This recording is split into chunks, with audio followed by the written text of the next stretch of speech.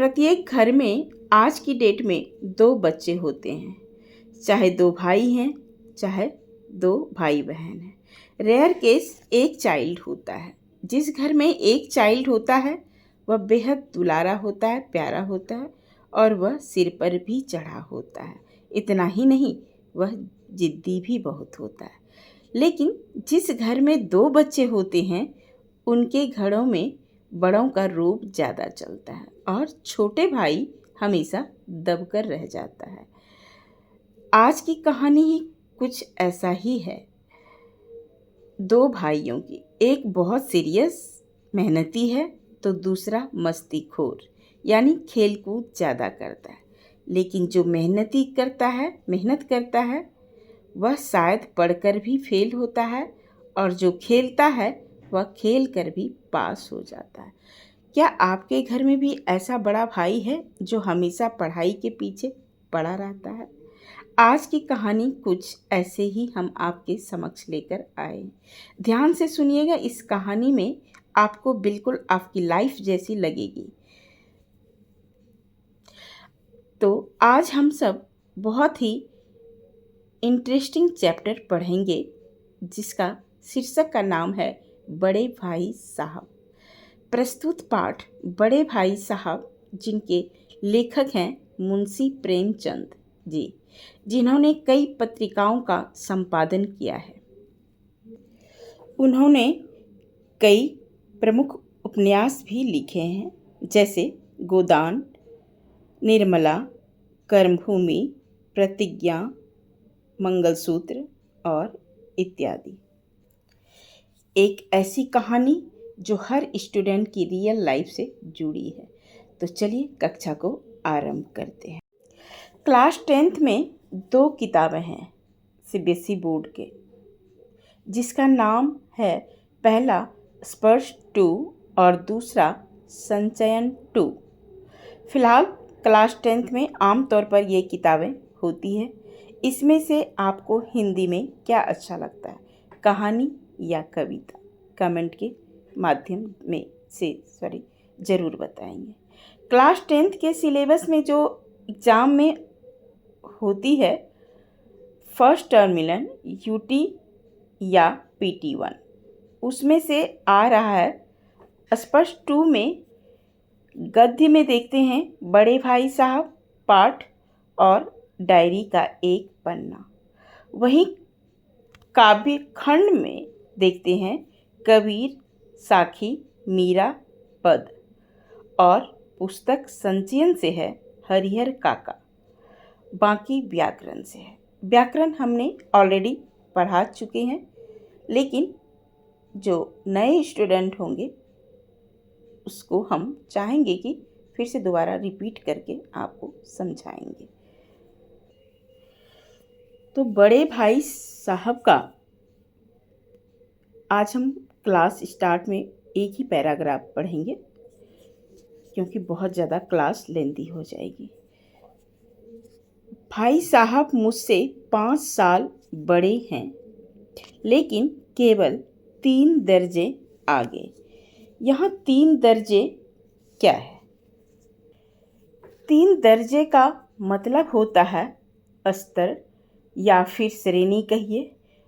अगर आपको इंग्लिश में ज़्यादा समझ में आती है तो इंग्लिश में इसका मीनिंग होता है लेवल।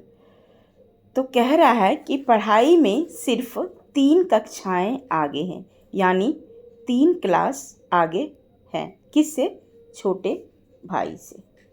ठीक है। उसके बाद है उन्होंने भी उसी उम्र में पढ़ना शुरू किया था जब मैंने किया। उन्होंने भी पढ़ाई उसी उम्र से शुरू की थी जिस उम्र में मैंने शुरू किया था, यानी दोनों भाई एक ही साथ पढ़ना शुरू किया। लेकिन तालीम जैसे महत्व काम में वह जल्दीबाजी से काम लेना नहीं करते थे। कह रहा है पढ़ाई जैसे ज़रूरी काम में वह जल्दीबाजी नहीं करते थे। क्या करता था? वह धीरे धीरे पढ़ते थे। तालीम का मतलब होता है यहाँ पर शिक्षा। कह रहा है कि पढ़ाई जैसे ज़रूरी काम में वह जल्दीबाजी कभी नहीं करते थे, धीरे धीरे पढ़ते थे। देखिए, वह क्या है? सर्वनाम। लेकिन इससे संज्ञा इसमें क्या है? बड़े भाई साहब। जब प्रश्न पूछता है आपके फाइनल बोर्ड के एग्ज़ाम में बुक से, तो आप घबरा जाते हैं। यही अगर आप ध्यान देंगे ना अभी से, तो आपको ये कठिनाई का सामना नहीं करना पड़ेगा। यहाँ ध्यान देते जाइएगा तो पढ़ाई वक्त आपको एग्ज़ाम के टाइम में आपको बहुत ही सिंपल और आसान लग जाएगी। तो आपने क्या देखा इसमें? पढ़ाई जैसे ज़रूरी काम को वह जल्दीबाजी में नहीं करता है और धीरे धीरे पढ़ता रहता है। कई स्टूडेंट होते हैं, बहुत जल्दी किताब को खोला और फटाफट फटाफट पढ़ते गया, चाहे आ गया, हो सकता है आ भी जाए क्योंकि उनकी IQ लेवल हाई होगी, हो सकता है वो उस जल्दी समझ में आ गया, फटाफट पढ़ लिया। कोई बच्चे क्या होते हैं, पढ़ते रहते हैं, उसको 3-4 बार पढ़ते हैं, उसे जल्दी समझ में नहीं आता है। यही कहानी, यही प्रक्रिया बड़े भाई साहब के साथ है। उसके बाद कह रहा है, इस भवन की बुनियाद मजबूत डालना चाहते थे जिस पर शानदार महल बन सके। तो क्या कह रहा है? इस भवन की बुनियाद मजबूत डालना चाहते थे, यानी इसका मतलब है कि वह अपनी पढ़ाई की नींव जो है मजबूत बनाना चाहते थे। अब यहाँ के भवन की बुनियाद मजबूत डालना चाहते। अब वहाँ कोई मकान नहीं बना रहा है। एक एग्जाम्पल दिया है, उदाहरण दिया है कि इस चैप्टर में कहीं भी मकान का जिक्र नहीं किया है, लेकिन वो उन्होंने उस बड़े भाई साहब का कहना है कि इस भवन की बुनियाद इतना मजबूत डालना चाहते थे कि जिस पर शानदार महल बन सके।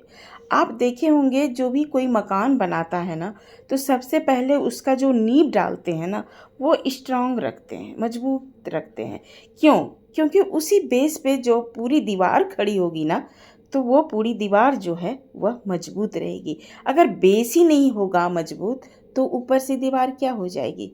बारिश में आंधी तूफान आएगी तो पूरा दीवार पलट के गिर जाएगी। ठीक उसी प्रकार बड़े भाई साहब ऐसा मजबूत बुनियाद बनाना चाह रहे थे कि जिस पर जैसे शानदार महल बन सके, यानी जिस पर वो अपनी पढ़ाई का नींव जो है इतना मजबूत बनाना चाहते थे ताकि आगे जो है भविष्य में अच्छे से पढ़ाई कर सकें। पढ़ाई घर, नींव, बेस, राइट। इसीलिए कहते हैं कि लोग सिर्फ हर प्रत्येक स्टूडेंट आप देखेंगे सिर्फ एग्ज़ाम के टाइम में पढ़कर मार्क्स ले आते हैं। यही चीज़ हम बोल रहे हैं कि अगर आप स्टार्टिंग से पढ़ते जाएंगे ना, तो आपकी नींव मजबूत होगी, तो आपकी कंपटीशन में यानी कोई भी प्रतियोगिता में आपको दिक्कत नहीं आएगी। यही कह रहा है। क्लियर है? अब कह रहा है एक साल का काम 2 साल में करते थे। समझ में आ रही है? जो पढ़ाई 1 साल में होनी चाहिए वह 2 साल में करते थे। कौन? बड़े भाई साहब। सोचिए, 1 साल का कोर्स और 2 साल में करते थे। इतना वो स्लो पढ़ते थे, इतना वो धीरे धीरे पढ़ते थे, अच्छे से समझ को, क्योंकि उनको नींव अपनी मजबूत करनी थी। तो सोचिए 1 साल की पढ़ाई वो 2 साल में करते थे। उसके बाद है, कभी कभी 3 साल भी लग जाते थे। क्या कह रहा है? कभी कभी तो एक क्लास पास करने में उनको 3 साल भी लग जाते थे। सोचिए कितना लेंदी है, 3 साल पढ़ना एक ही कोर्स को कितना लगता है। 3 साल कर देते तो इतना वो स्लो पढ़ते थे कि। उसके बाद कह रहा है, बुनियाद ही पुख्ता ना हो तो मकान कैसे पायदार बने। यहाँ पुख्ता का मतलब होता है मजबूत, हिंदी शब्द है। पुख्ता का क्या मतलब होता है? मजबूत। कह रहा है बुनियाद ही मजबूत ना हो तो मकान कैसे पायदार बने।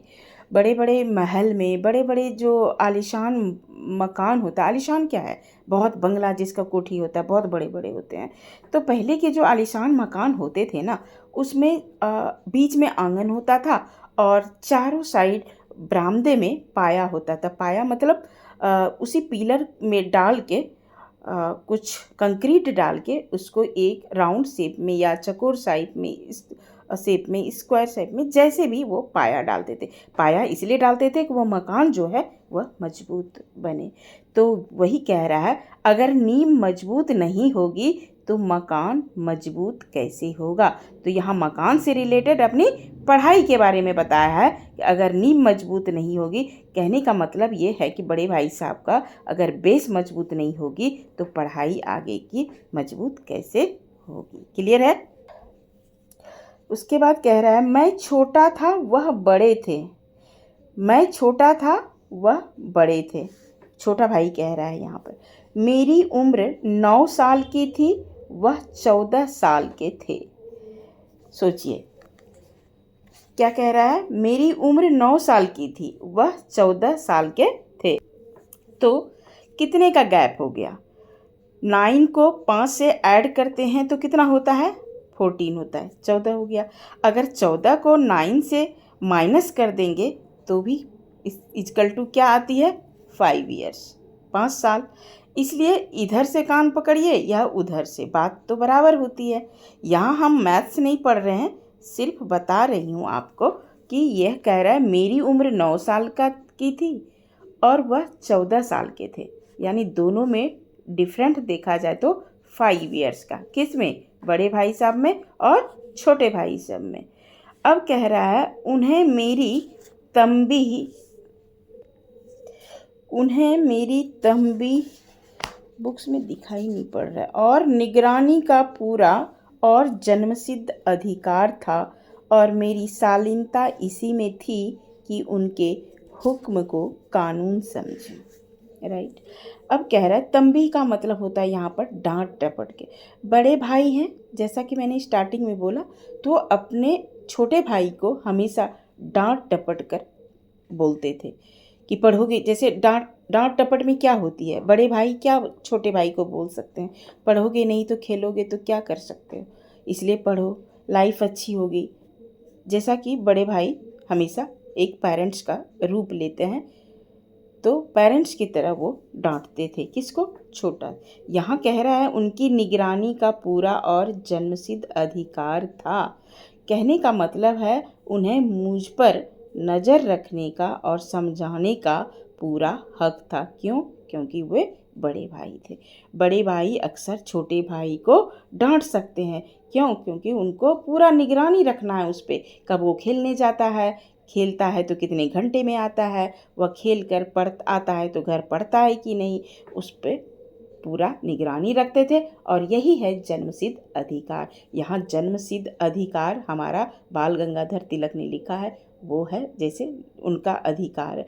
हर चीज़ में इंसान को अपना अधिकार कभी नहीं छोड़ना चाहिए, चाहे वो घर हो, चाहे वो समाज हो, चाहे वो कानून हो।